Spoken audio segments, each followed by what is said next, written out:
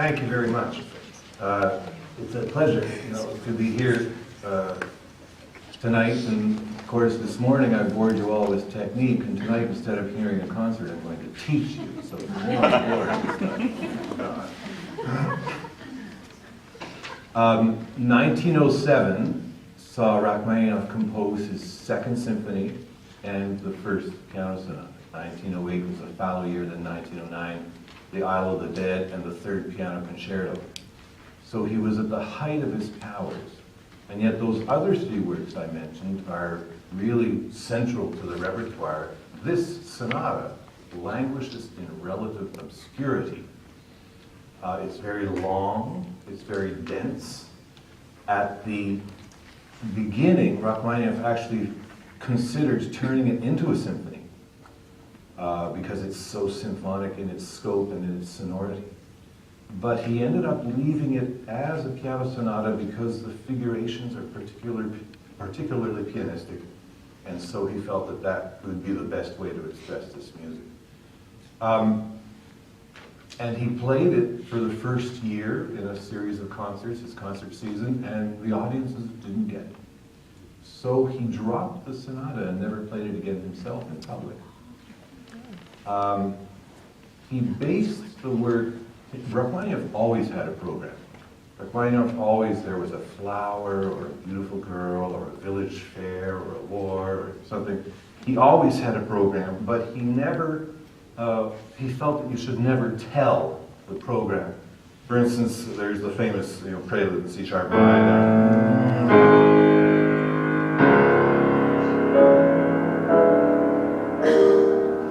Now, a lady came up to him after one concert and said, "Maestro, those notes in the prelude, that's nails being hammered into a coffin, right?"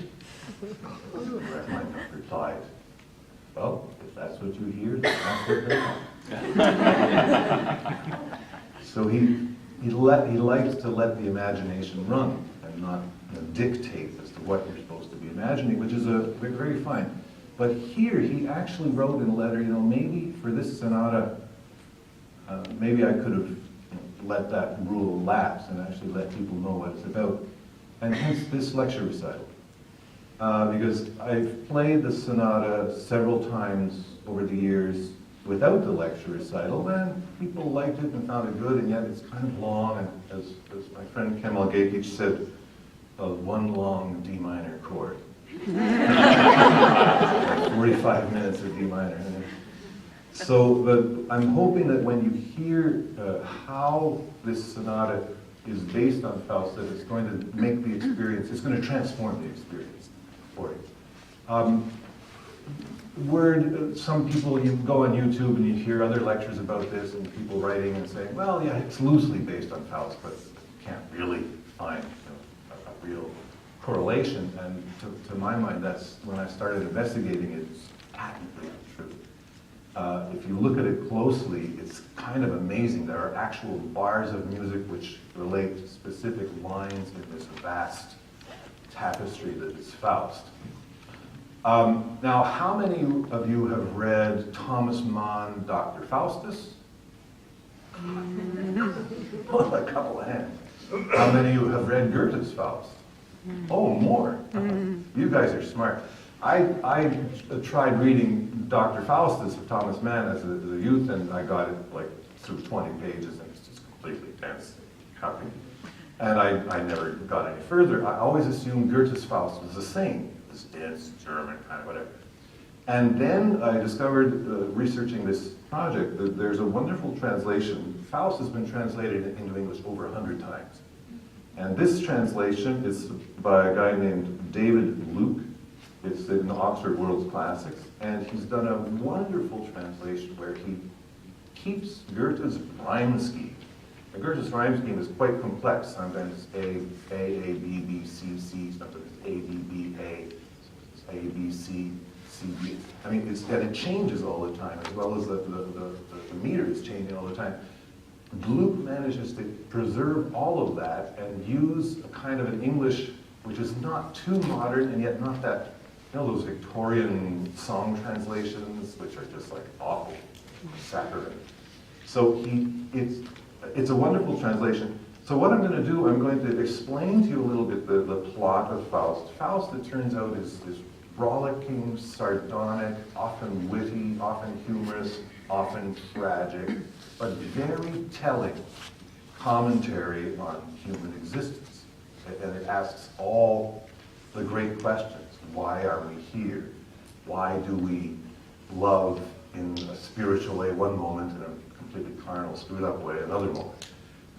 And what's it all about? And he manages to do it in a way which is very entertaining and very moving.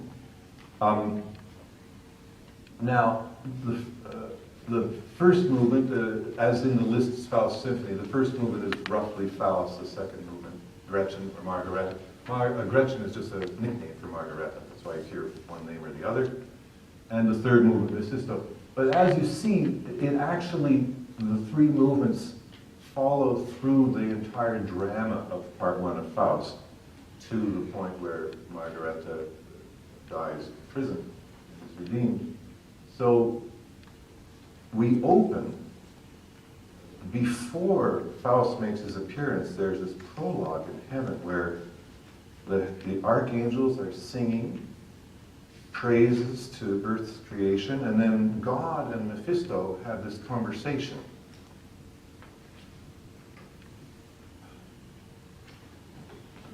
So there's Mephisto and God up in heaven. These illustrations, I just sort of got them off the internet, and some of them are by Delacroix, but not all. And I'm sorry, I didn't really keep track which ones were Delacroix and which ones weren't. And does anybody recognize this?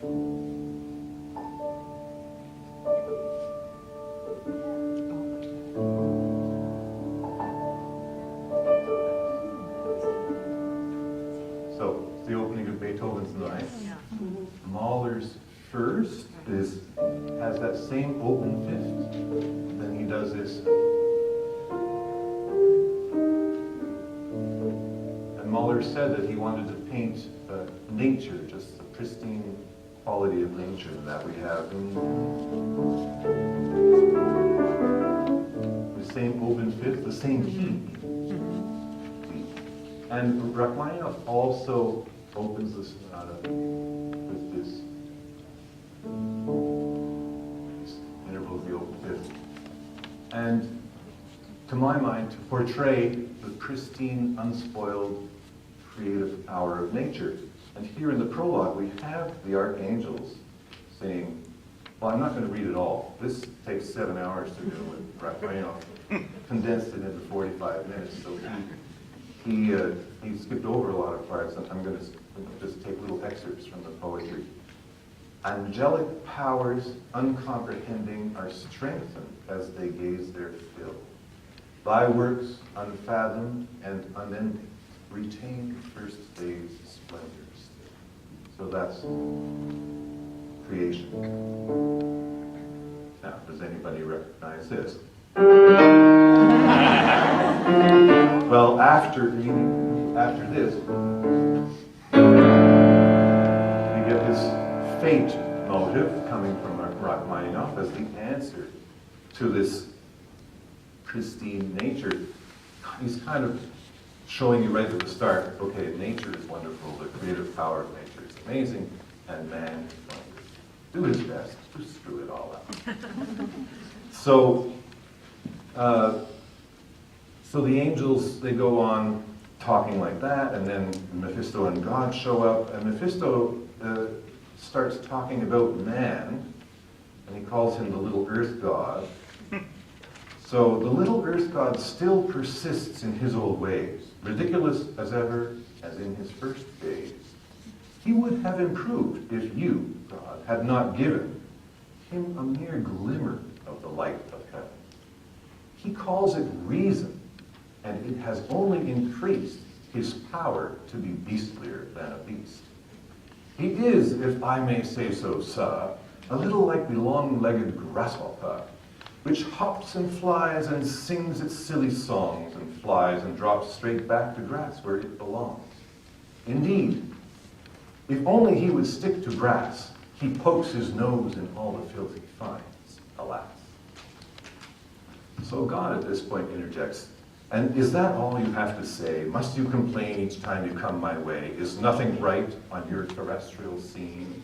Mephisto, no, sir, the earth's as bad as it has always been. I really feel quite sorry for mankind. Tormenting them myself's no fun, I find. So all that is in this first little prologue of the sonata, the first couple of lines, and then we get this thing. Oop.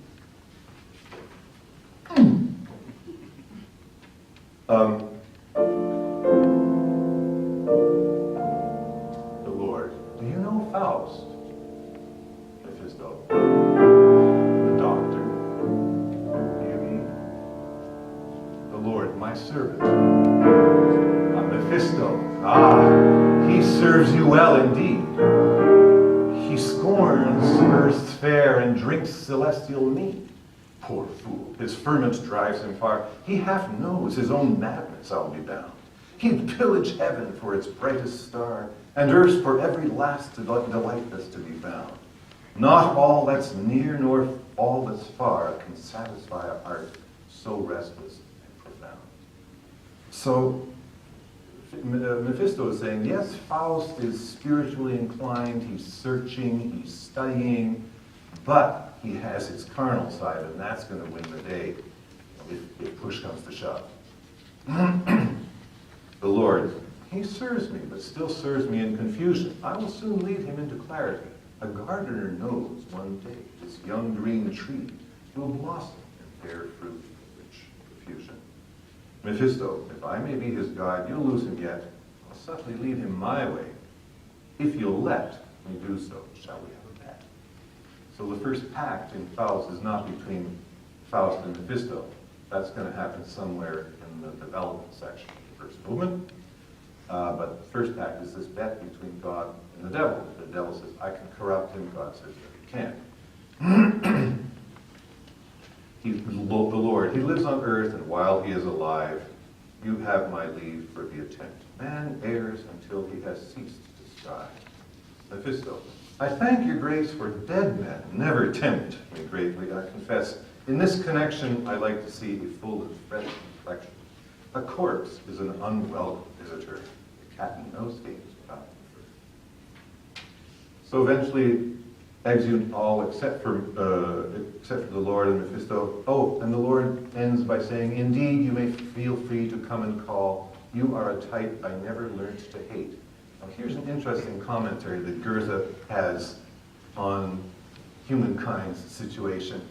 It echoes the esoteric saying, which would you prefer, to be led to hell by an angel or to heaven by a devil?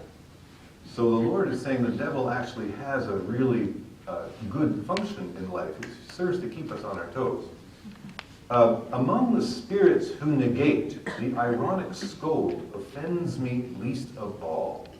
Man is too apt to sink into mere satisfaction. A total standstill is his constant wish. Therefore, your company, busily devilish, serves well to stimulate him into action. Exeunt. God and Mephisto, just as a passing aside, I like to see him sometime. Take care not to fall out with him. It's civil of the old fellow, such a grand seigneur, to have these man-to-man talks with the devil. So here we have that first theme, the nature, and the answering mankind's or Faust's fate. Now in this, there's Faust in his studies. So just before we get to that, yeah. Now the Faust theme. The interesting thing about this song, was anybody at the symphony on Saturday night? Anybody? Except for those two, I know him. There was this great this lecture recital or lecture concert on Hector Berlioz' Symphony Fantastique, and it was the perfect introduction to this evening. But he talked about how Berlioz was the first to use an idée fixe, or what Wagner called a leitmotif, and Rachmaninoff has leitmotifs for the characters in this sonata. So in this first chorale, then the Faust theme is embedded in there. Because we have all this put a bit more of fate.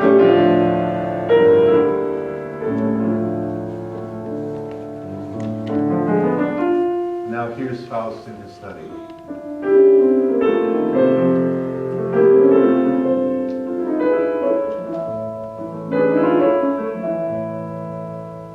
Here I sit, wait a minute, no. Well, that's philosophy I've read, and law and medicine, and I fear theology too from A to Z. That's Z. But it has to be Z to rhyme. Everything I've read.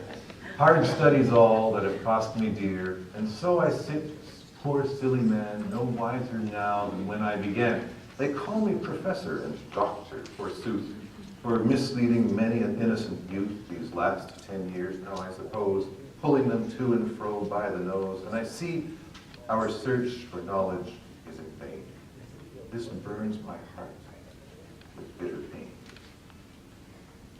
No dog would put up with such an existence, and so I am seeking magic's assistance, calling on spirits and their might to show me many a secret sight, to relieve me of the wretched task of telling things I ought rather to ask, to grant me a vision of nature's forces that bind the world, all its seeds and sources, and innermost light, all this I see, so I can stop peddling. It's nothing to me. So he's going to look in his book of magic incantations and conjure up some sort of potion, and there you actually see the first. Oh, but when I pointed at it on my screen, you can't see it. Sorry. Yeah. Anyway, and I don't have one of those little thingies. What you can see up there, the little spirit in the recording. So there's this immediately after this. There's this next theme, which is a rising scale. Oh, that's the Faust leitmotif. And then, now this is where he actually calls up the first spirit, and the spirit appears, and that's not the devil, that's another spirit. You see, Faust's desperation and disillusionment proceeds by stages to increase in intensity through this movement. So there are several disillusionments and several solutions, each one aborted until the last one. So here he calls up this spirit. So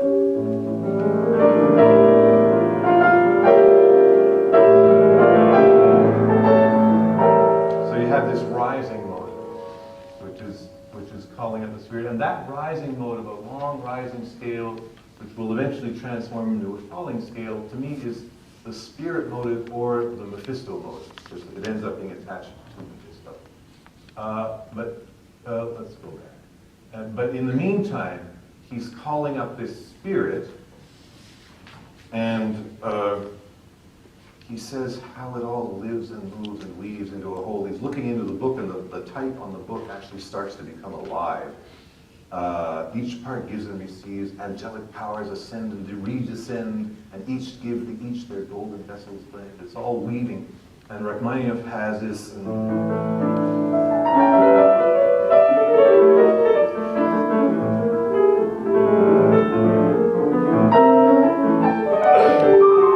So you have all this weaving in and out, which Rachmaninoff is painting in the music. And then the spirit comes. And at this point, I am committed. You shall come. You must appear to me, though you may strike me into the dust. That's Faust talking to the spirit, and the spirit arrives. Who's calling? Ah, you are too terrible, says Faust, turning away. The spirit, you have drawn me to with your mighty power, sucked at my spears for many an hour, and now, the sight's unbearable. And this is this in the music.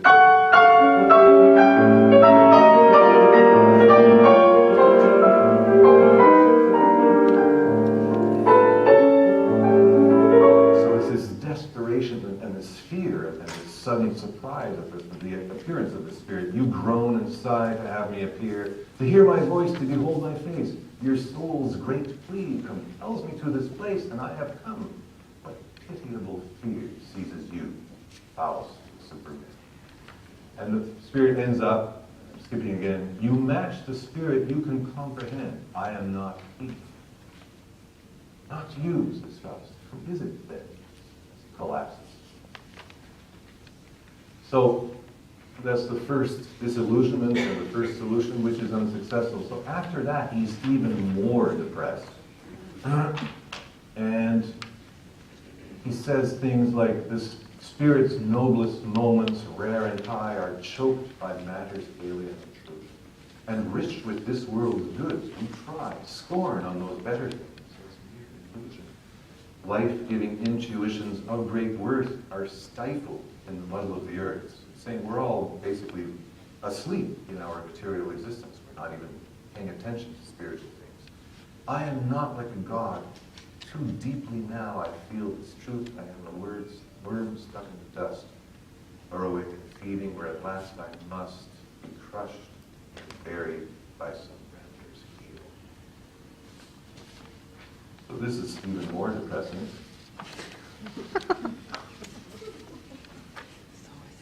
Like here, you see, oh, again, I'm pointing there. You see up at the top there, there's this little bottle on the shelf.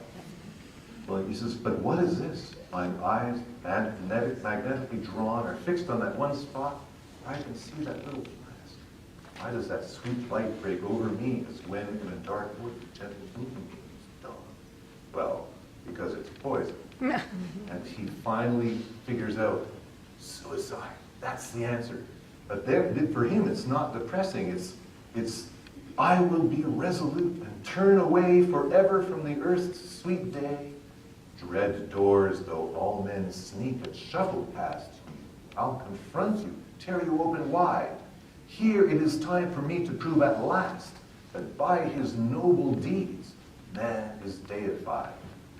And Rachmaninoff paints that moment in the music as well, where we have this weaving stuff going on.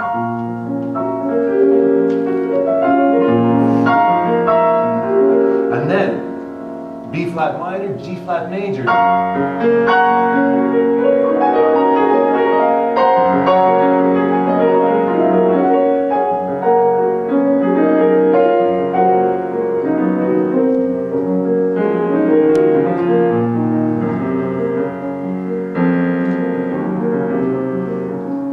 And he says, I have a potion here whose work's soon done. Its dizzying liquid fills you, dark and brown. I made it and mixed as well as I know how. And so, with all my heart, I raise it now. With this last festive drink, I greet the rising sun.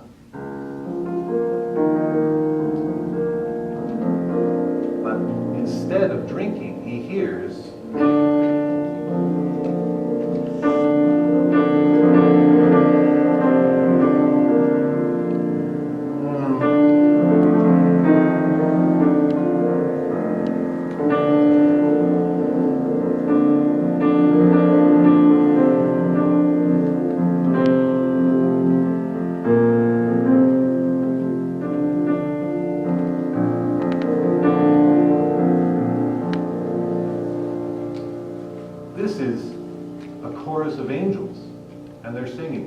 Christ is risen from the dead.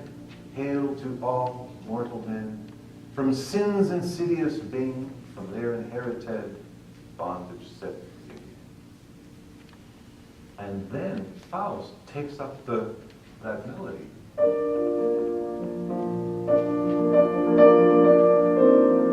What lilting tones are these? What notes profound cry to me? Do not drink.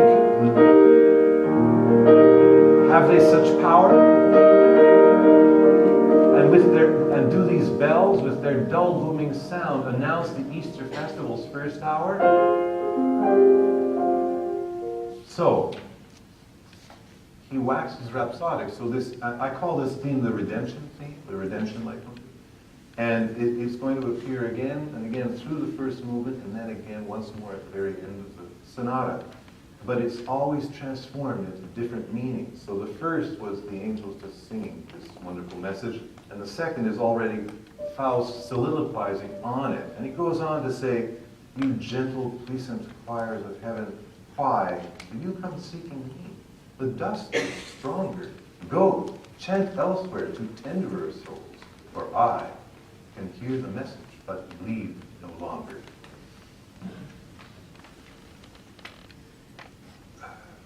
And yet these strains, so long familiar still, they call me back to life.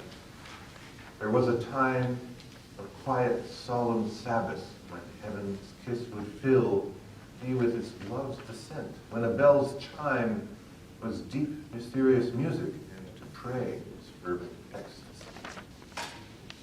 There, I could not understand that sweet desire that drove me far away, out through the woods, over the meadowland. There I would weep 1,000 tears and feel the whole world come to birth, my own, get real. So at first he rejects that, the message, the Easter message, but then he recalls how he used to really believe, not just with his mind, but fervently with his whole being. And somehow that saves him from suicide. And then Rachmaninoff builds this until he gets to a point. This is the closing theme of the exposition of the first movement, and here he's taking that repeated note theme and combining it with the spirit, the calling of the spirit theme, and the words are, Christ, now from his burial Christ has gone up on high, living no more to die, glorious, imperial. He in creative zest into the heavens has grown. On the earth mother's breast we must still weep alone. Yet though we here endure exile and anguish, Master, it is your joy. So I feel that this is this glorious imperial creative zest. So it's the creative spirit now coming into humanity, into life through Christ. So that sets the stage. We're already at the end of the exposition. And you see, so the Faust isn't just about a love story and a pact with the devil. It's actually about our relationship to our own existence. And now, at the very, very end of the exposition, we get this, that theme falls down, still in G major.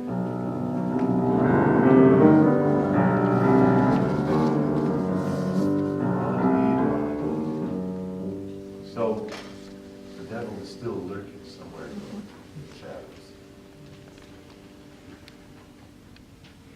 The development finds Faust back in his study after a walk. While they were out on that walk, he and his assistant Wagner. I deleted one picture. They were out on the walk, and there was this big dog, and I had a picture of them out walking with the big black dog. Well, here's the big black dog back in Faust's study. Now, I skipped over a part. Where's the black dog? Yeah. So Faust, again, he's even more depressed. And with each new dawn, I wake aghast. My eyes with bitter tears are filled. I think when this day has passed, I'll not have had one single wish fulfilled.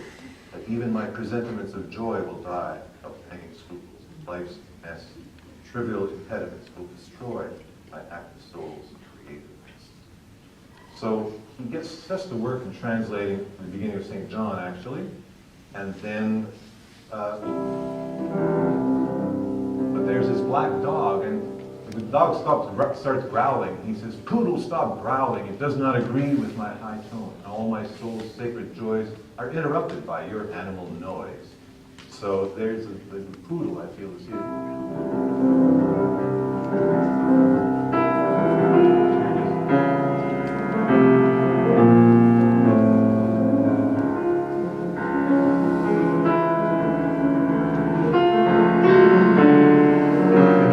Growls. If we are to share this room in peace, poodle, this noise noise has got to cease. This howling and barking has got to end. My invitation did not extend to so cacophonous a friend. So, but a little further down the page, "What goblin have I brought home now? He looks like a hippopotamus now." And you've all gathered that this is not a black dog, right? So Mephisto finally appears, and there he is. And they get to talking. Now the development section is very, very long and involved, but it's Rachmaninoff was the master of the great melody. Did you notice? And he's also the master of the one-note melody. Now we've got, well, that's not quite a one-note melody, because he always comes back to the note C. But here he goes one better.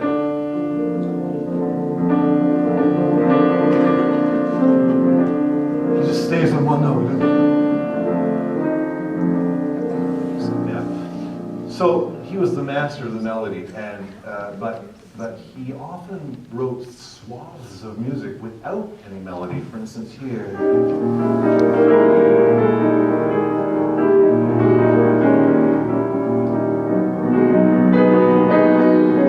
Now there is a melody,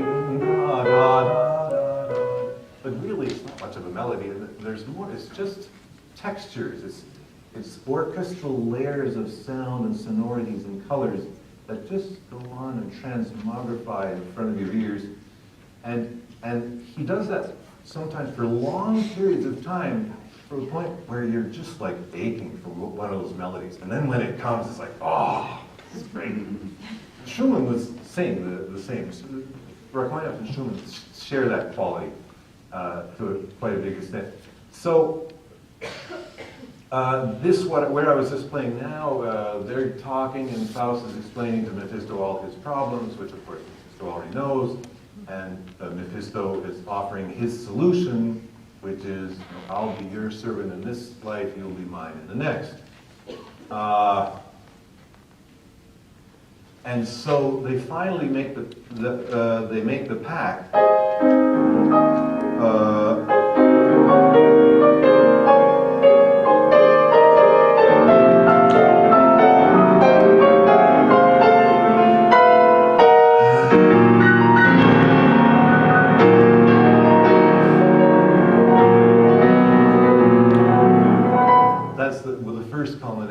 Of the development, and it's E-flat minor, and to me that's the moment where they make the pact. It's like, oh my God, he decided, he actually went for it. And then you get the same thing. You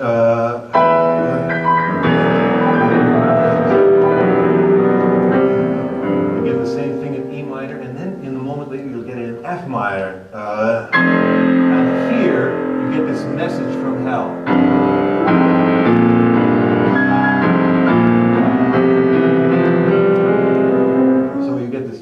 From hell, like Faust, that was not a good idea, what you did. But a moment later, it changes to the major.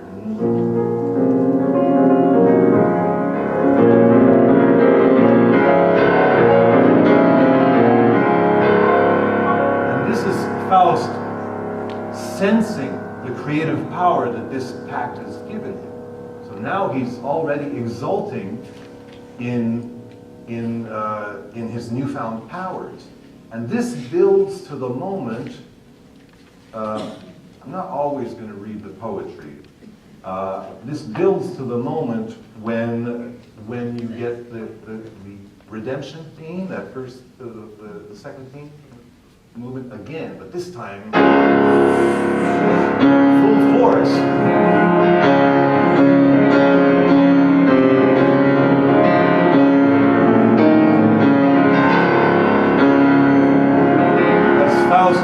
Having a moment of spiritual ecstasy. It's like revelation.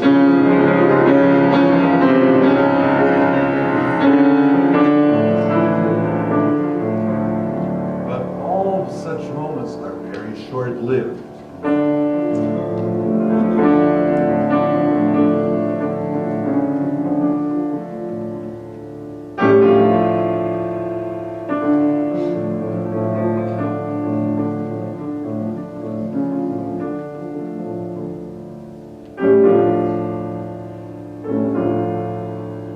at this point, he's still, this is the second disillusionment, even after he made his pact with the devil, and he's had a moment of spiritual revelation, full force.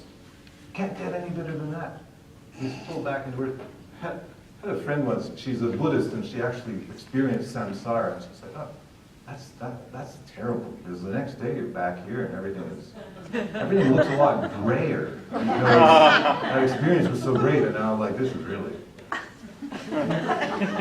So, books sicken me, I'll learn no more.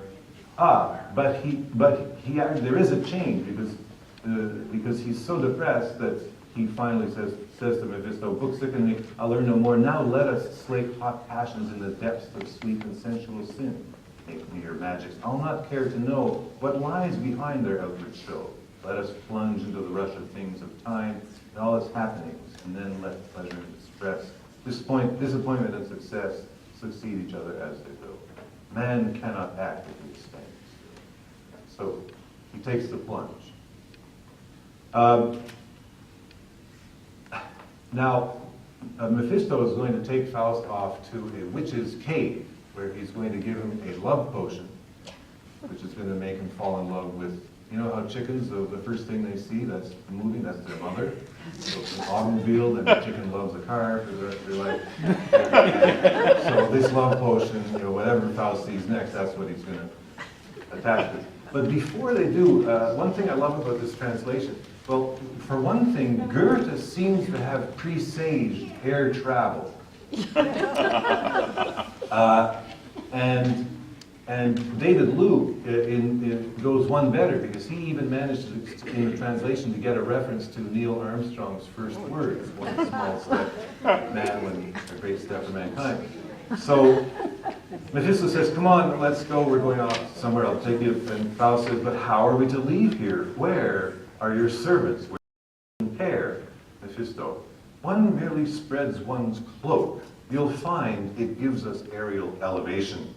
Though please, this bold step for mankind imposes luggage limitation.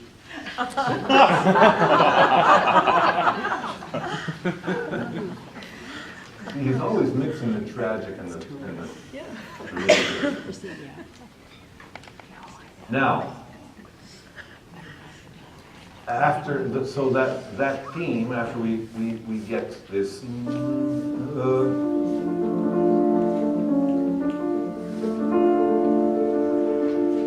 then we get the chorale again. Okay, Faust, you've done something, but what have you done? Then finally this redemption theme comes in the minor.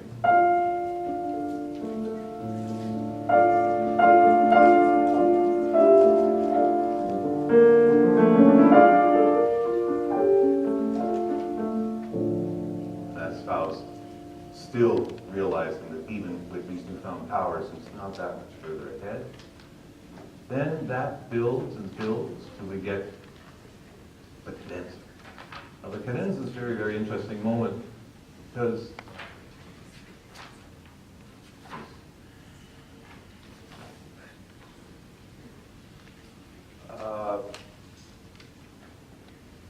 we get this cry, first of all, after all this and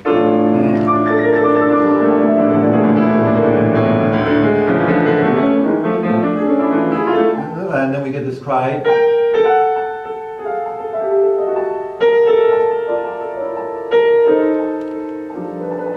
So this cry here is kind of like the last stage of Faust's disillusionment. Now it's the most intense of all, and Rachmaninoff intensifies the dissonances.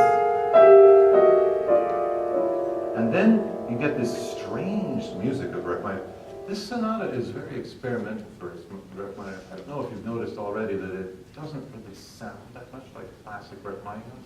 The textures and so he was really trying to create something new. And it's unique. There's no other work in his opera that has these kind of sonorities and these kind of musical structures. So once again, it just proves how hard he was trying to be faithful to the text of Faust and to portray it. So what would this be?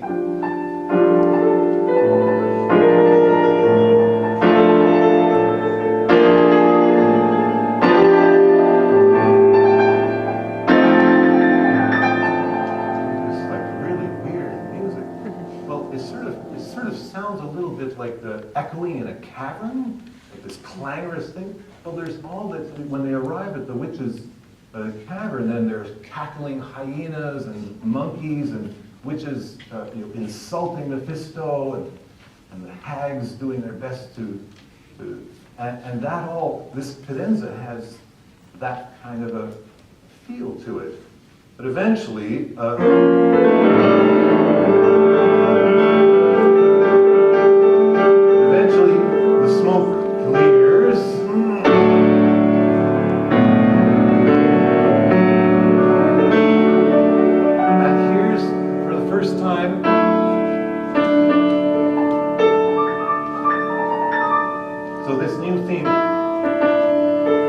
Faust's theme was da da da. Now we get da da da. This is Margaret. And there's the vision of Margaret in a mirror in the witch's cave. You can see all the monsters, hyenas, apes and everything. And now Faust has already drunk the potion, so there she is. And he says, "Oh heavenly image, what is this I see appearing to me in this magic glass? Love, carry me to where she dwells. Alas, oh lend the swiftest of your wings to me. Can woman be, it's impossible, can woman be so fair? I see in that sweet body lying there the quintessence of paradise. How can one believe such things exist beneath the sun?" Mephisto, well, if God has worked hard for 6 days and on the seventh gives himself high praise, you'd think it would be reasonably well done. Always a sardonic comment. So Goethe was raised a Christian and was a devout Christian, but as he grew older, that kind of faded. The church, the dogma of the church wasn't enough for him, and he tended towards two things which he felt were going to offer humankind salvation. One was nature, the pristine power of nature, and the other was the love of a woman. So when we get... So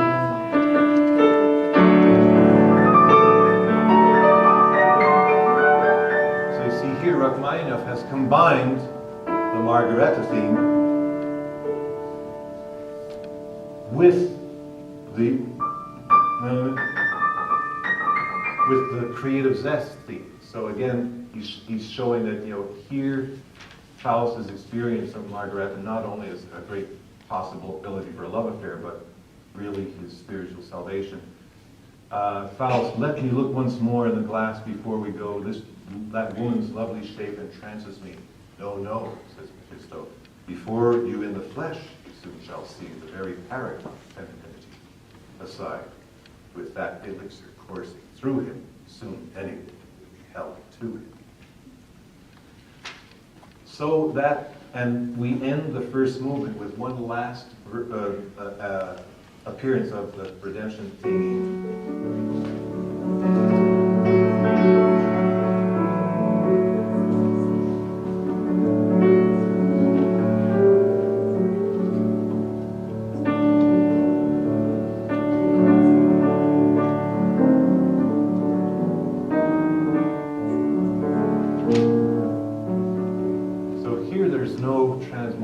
Into something worse. He actually feels that, yes, in the love of a woman, he really is going to find salvation.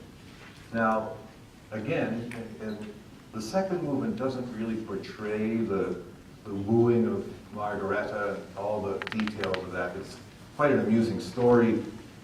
Mephisto creates a huge pile of treasure, lots of jewelry, and puts it in Margareta's room, and her mother finds it and says, "Oh, this is the work of the devil."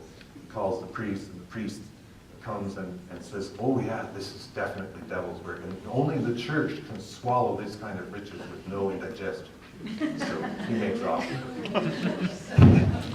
And Mephisto is actually And Faust is going, what are you mad for? You're the devil. Oh yeah, but the priest can. And Faust concocts a potion, a sleeping draught for Margaret's mother so that they can meet without being bothered by her mother. And Faust, alone in Margaret's room, hear the inborn angel brew through gentle dreams to womanhood. Hear the child lay, her tender heart full of warm light, hear the pure love of God's creative forces wove his likeness by his sacred art.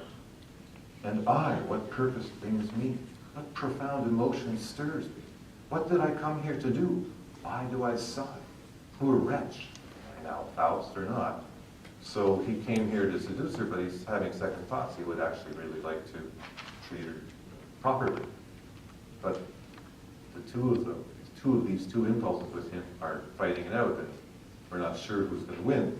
And we don't have too much confidence because earlier on, the first time he sees her in the street, he says to Mephisto, by God, but that's a lovely girl, more lovely than I've ever met. So virtuous, so decent, a touch of sauciness as well. Her lips so bright, her cheeks so red. Oh, wait, her lips so red, her cheeks so bright. All my life I'll not forget that sight. It stirred my very heart to see her eyes cast down so modestly. How she put me in my place, she kind of told him off, with so much charm and so much grace. Enter Mephisto.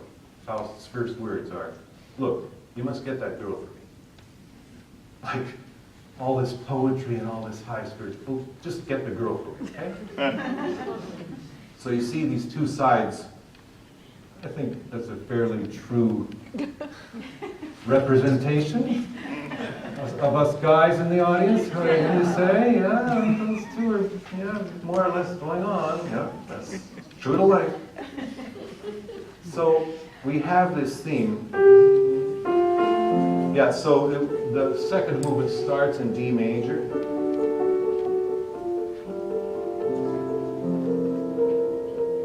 But it modulates to F major, and then we get the same open fifth.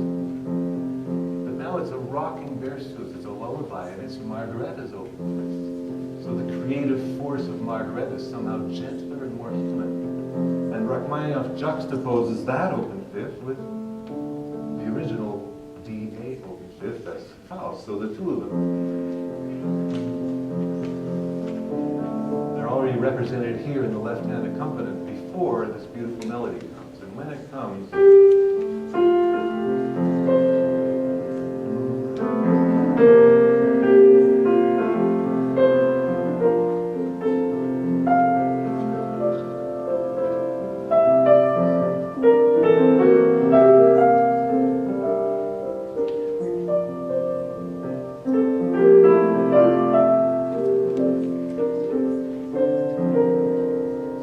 one of those beautiful Rachmaninoff melodies that I was talking to you about. Then What? Abbey Road. Same key. Yesterday, all my troubles seem so far away. Now it looks as though they're here to stay. Oh, I believe in yesterday. So, okay, this is a little digression. So, what we have that's far away. And now watch at the end of this melody, which I didn't play for you yet. Rachmaninoff goes like this. But what about if the I believe it's Jesus. Furthermore, another part which I did not play for you yet, here.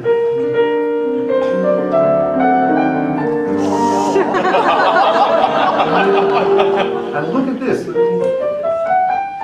And then the underneath voice. So what if I just did and added an octave to that underneath voice? Right?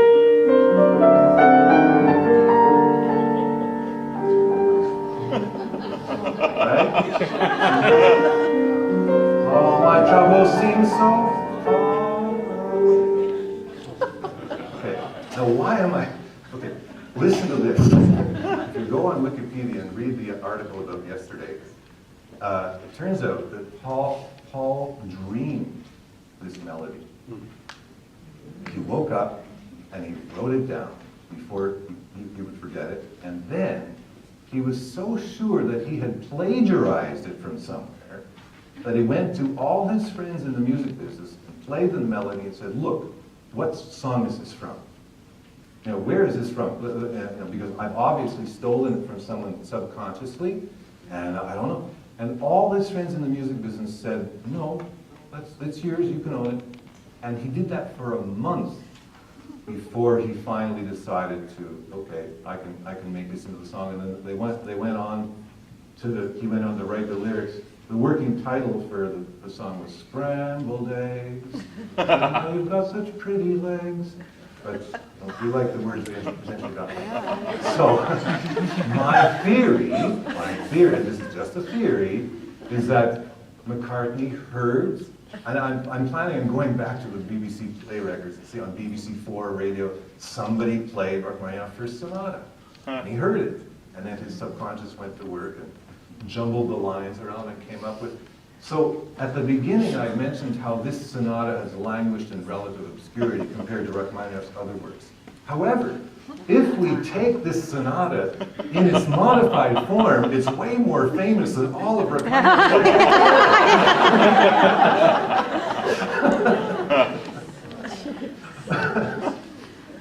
So there they are in the garden, and this whole first scene, the exposition of the second movement concerns itself with their wooing.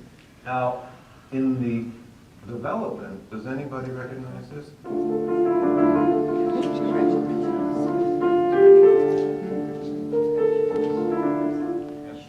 Schubert Spinnerrad. Well, Rachmaninoff also paints the spinning wheel.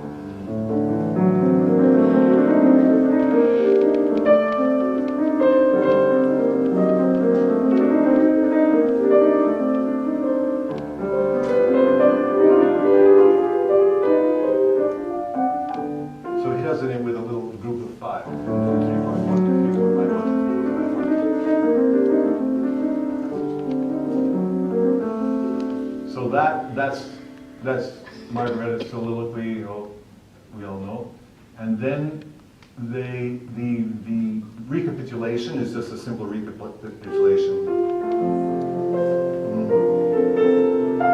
But this recapitulation ends with a coda, which goes like this.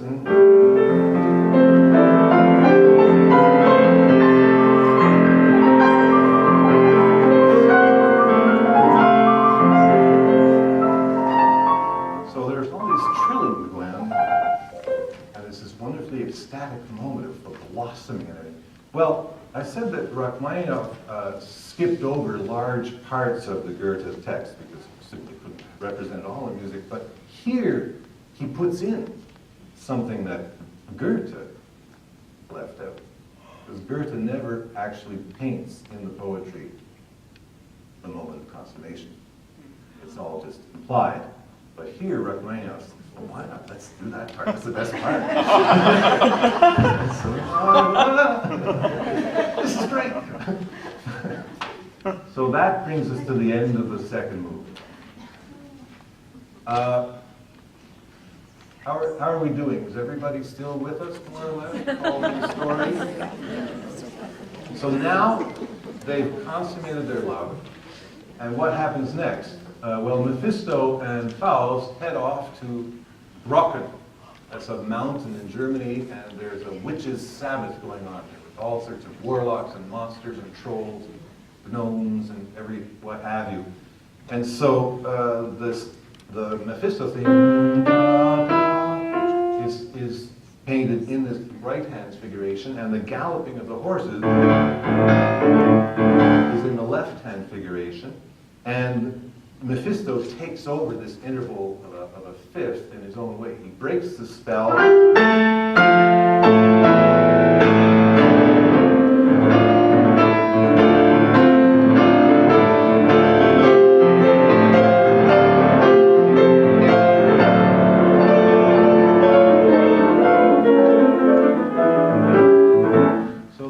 him galloping off to Brocken. And then the Dies Irae, which Rachmaninoff used many times. He used it in the symphonic dances and in the Rhapsody and theme of Paganini. We think that this is the first instance of his use of the Dies Irae, and but it first does not appear at full force. There comes a moment in the drama later on where it appears full force. Margaret is in church, and in the poetry, the trumpets, the last trumpets sound, and the Dies Irae actually sounds. And that's just the moment when her brother Valentino has been murdered, but I'm getting ahead of myself. Because the first time it appears, it's all these monsters and devils and gremlins and things mockingly chanting the Dies Irae.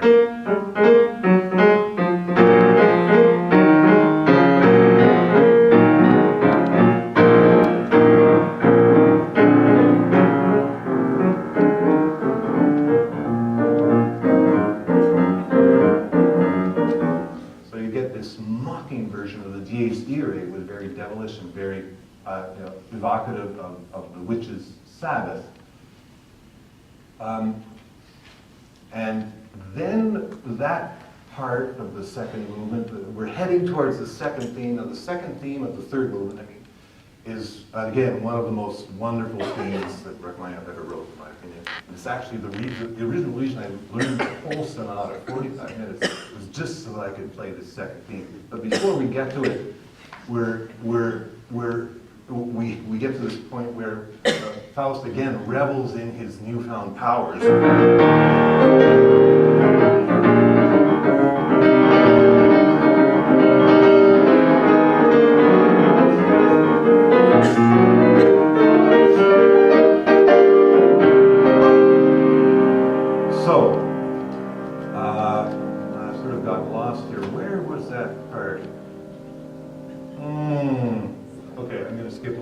That's Faust saying, wow, I've really done it.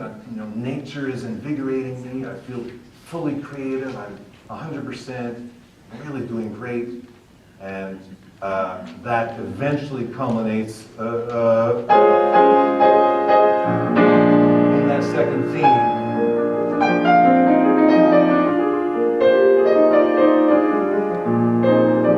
When you get the notice, it's that rising theme, the double theme now falling. So it's often the scale motive is used in various ways here, transformed it to mean something else. Here it's Faust's triumph.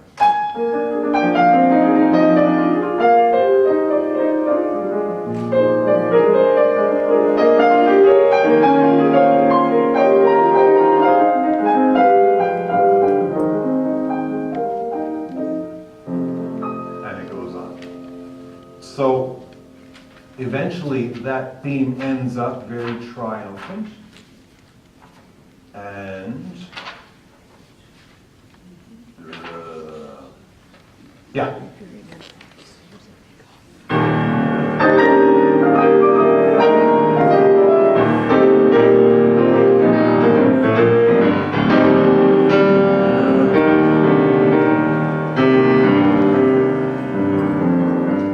But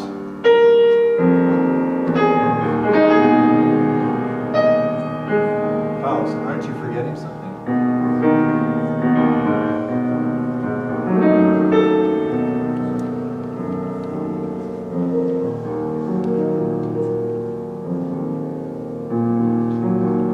Yes, you are certainly forgetting something. What about the girl? Faust, what about the girl? So, Faust eventually realizes, oh, I forgot about the girl. I was so happy. Again, guys, true life, yeah. Sorry. We were made that way. No It's way. not our fault.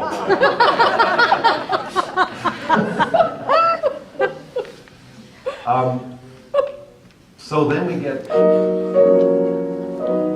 once again, oh, so you've had all this happening, but still, where are you really?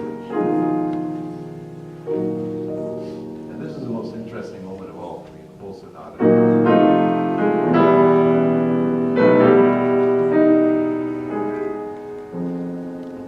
Now, what's this theme?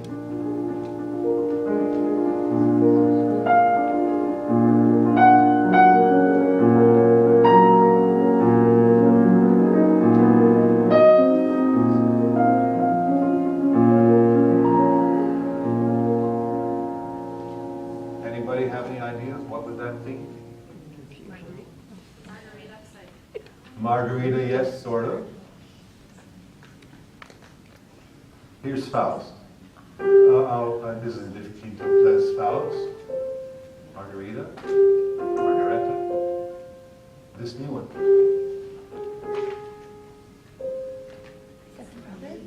So two themes combined. Well, what is two people combined? It's the baby. And the first time I heard this music before I knew anything about the Faust drama, I thought, my God, that's purgatory. It's purgatory. It's completely suspended.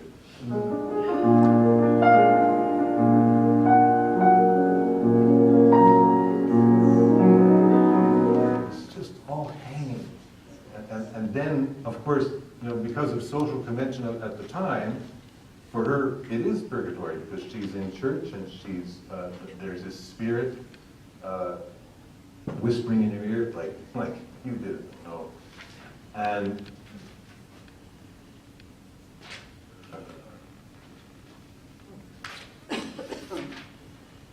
the spirit says,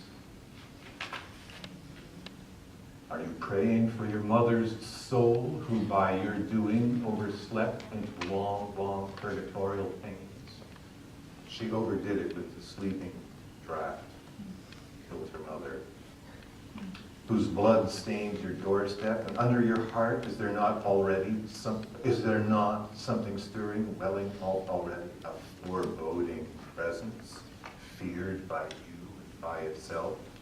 It's a social convention. For me, that's the greatest tragedy. As an innocent kid, the most wonderful, miraculous fact of our existence really is this ability to create a being is put into this horrible context. It should be the most beautiful and sublime context. Anyway, that's all. I'm getting off track here. Gretchen, oh God, if I could get rid of these thoughts that move across me and throw me against my wheel. And the choir sings, Dies irae, dies illa, the day of judgment. And the last trumpet scatters the sound. But so at that point, she's in church, and so that brings us to the end of the exposition of the third movement. So now we get into the development.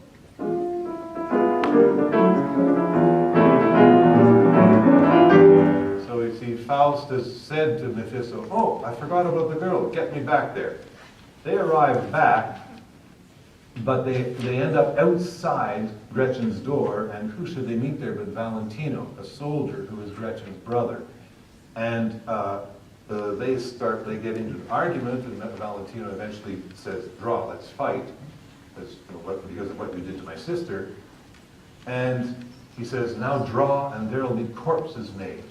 Mephisto, "Doctor, don't back away. Now quick, keep close to me, move as I do. Come on, out with your tickle stick." So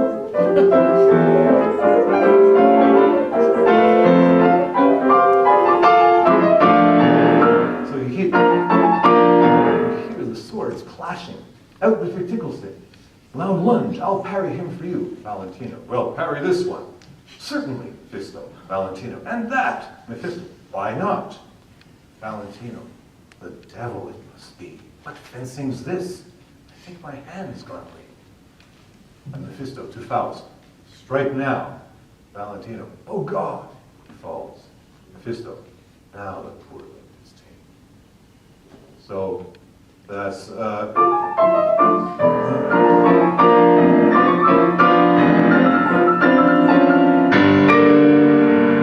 that's the moment when the sword plunges in. And you hear the dies irae immediately full force.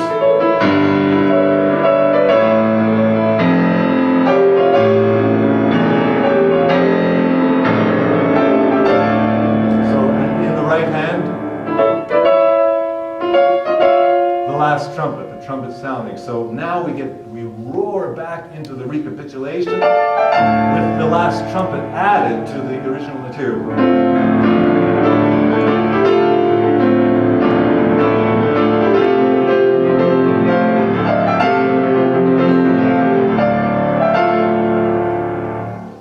So That's a moment of high drama, which Rachmaninoff paints very, very successfully. Then, because of musical form, we go through the entire group of themes that we had in the exposition. But it does work in terms of the poetry because they've come back from their Walpurgis night, but then they actually, after all that, they return in the poetry to another one, and there's actually a wedding of the golden wedding of Oberon and Titania. And that's done in mock poetry, and that's all. So the second time we go through all that material, it's probably that wedding. And then we go through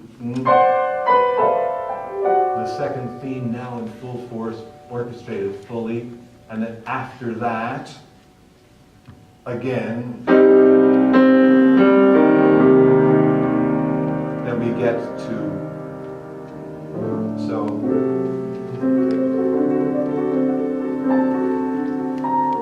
once more the baby, but now the baby is higher. It's up in D major, not B flat major, not C major. So we're getting closer and closer to heaven. The baby is nearer and nearer to the end of its doomed existence. And at this point, Faust is in open country, in misery, in despair. And this part is in prose. He doesn't even bother writing poetry.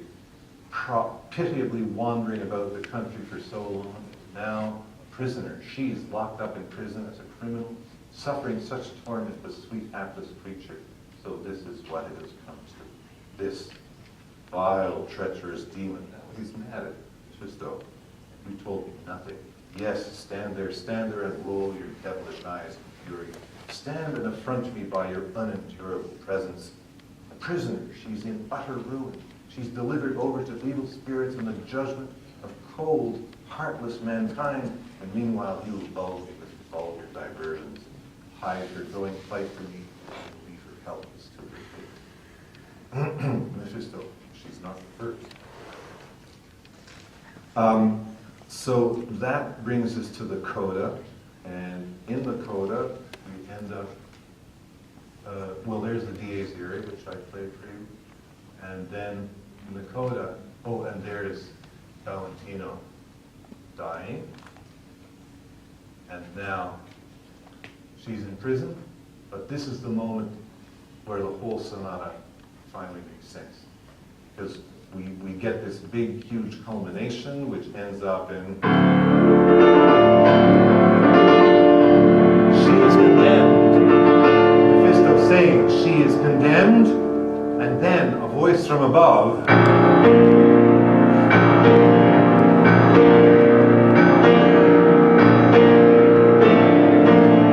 it's the redemption theme the last time. And the voice from above is saying she is redeemed.